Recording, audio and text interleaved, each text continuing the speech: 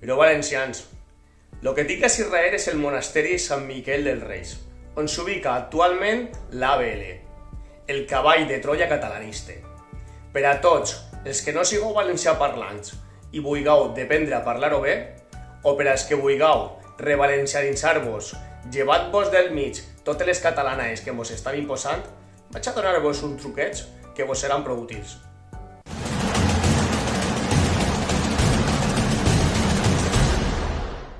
Mireu, este és el meu mòbil. Esta és la meva pantalla d'inici. Com podeu veure, tinc el traductor i dos diccionaris. Anem a veure el traductor primer. Té dues opcions, castellà-valencià i valencià-castellà. Anem a escriure una frase de castellà a valencià, a veure com la traduïs. Com podeu veure, traduïs sense cap problemes. Anem a utilitzar la mateixa frase, per ara al contrari, de valencià a castellà, a veure com és. Bé, sense cap problemes. En esta frase n'hi ha un error. Per què? Perquè el traductor ha prioritzat el verb posar en lloc d'utilitzar el verb pondre. Lo correcte haguera sigut dir el sol es pon per l'oest. Si no saps d'ortografia, pots cometre errors com este. Lo mateix en esta frase també. Per què?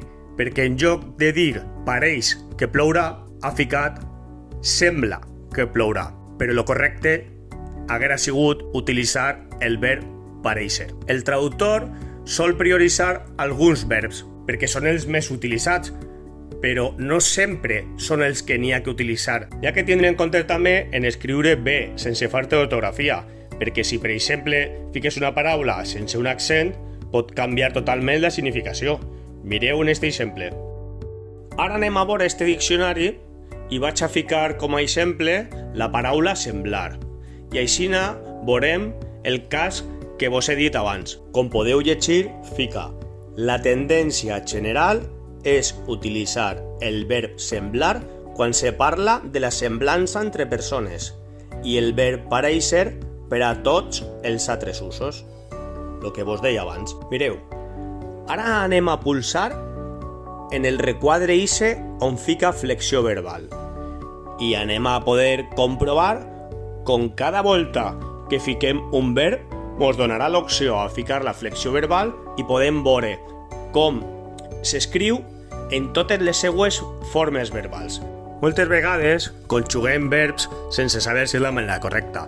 No sabem si està catalanitzat, si està castellanitzat o directament mos hem inventat i setem verbal aixina perquè mos és.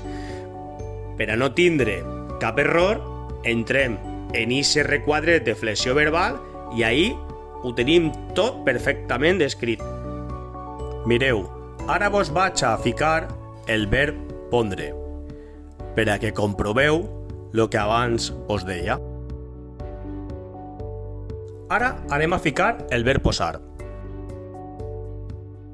Com podeu veure, s'utilitza quasi per a tot, menys per als dos casos que hem parlat abans. Ara anem a veure l'altre diccionari. I segurament vos preguntareu, i per a què necessiten dos diccionaris?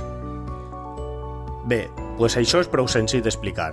El primer, tu fiques una paraula i te diu l'explicació de què significa aquesta paraula, però tot en valencià. I a lo millor n'hi ha una paraula que és prou estranya i encara que t'explique el seu significat, no saps a quina paraula es refereix exactament. En este diccionari no te dona l'explicació, però te ho traduïs i te diu la paraula equivalent del valencià al castellà i al contrari. Anem a ficar un exemple. Posarem fresa. Com podeu veure, mos la traduïs i mos diu que és fraula. Ixa és la fresa de menjar. I la fresa de ferramenta sí es diu fresa. Si ho fiquem al contrari, mos ficarà lo mateix, que una paraula és una fresa. Però què passa si fiquem maduixa? Com això no és valencià, no troba cap resultat. Vaig explicar-vos com vaig fer jo per a tindre aquests enllaços en la pantalla d'inici. Per al traductor tenim que posar en el buscador Traductor Real Acadèmia de Cultura Valenciana. Obriu la pàgina i li doneu als 3 puntets que teniu dalt a la dreta. Vos hi serà un menú i teniu que donar-li on fica agregar a la pantalla d'inici i ja ho teniu. Ara anem a veure com fer en els diccionaris. Obriu el Play Store, fiqueu Diccionari de Valencià i d'entre les opcions trieu la de Vicent Tomàs i després la de Bernat Arlandis. Però aneu en compte, no fiqueu la de l'ABL, això no és valencià, és català, que no vos enganyen.